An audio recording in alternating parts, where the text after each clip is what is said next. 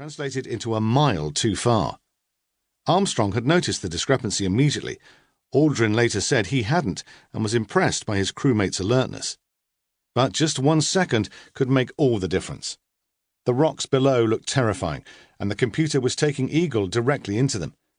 Armstrong took over manual control at 150 meters, not 50 meters, as had been planned. He needed more time to look for a smooth landing site.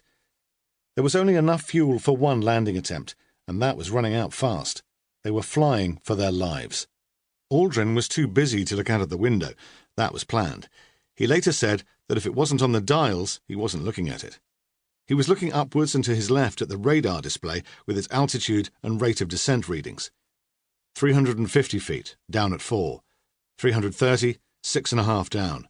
You're pegged on horizontal velocity.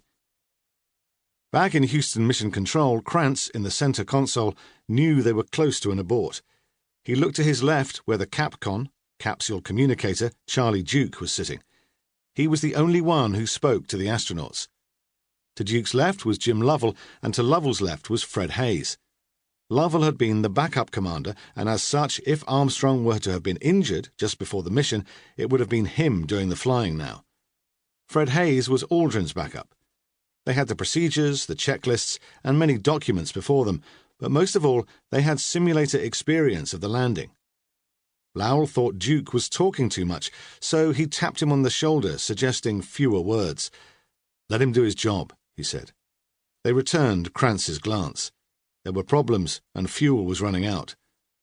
Would Armstrong and Aldrin make it? "So now we're fighting," Krantz said later.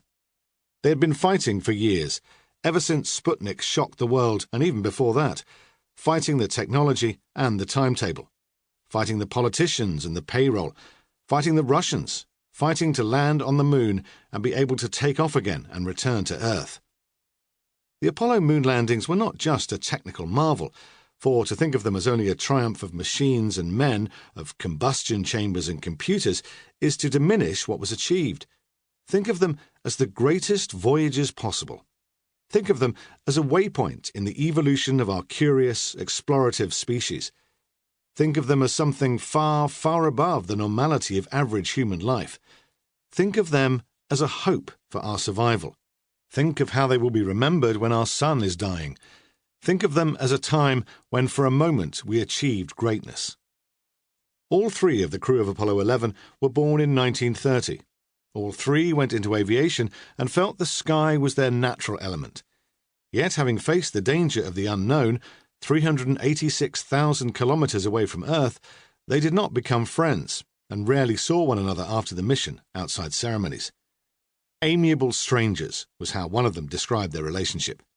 Born near Wapakoneta, Ohio, as a boy, Neil Armstrong was fascinated by flying. He was always returning to his bedroom and his model aircraft.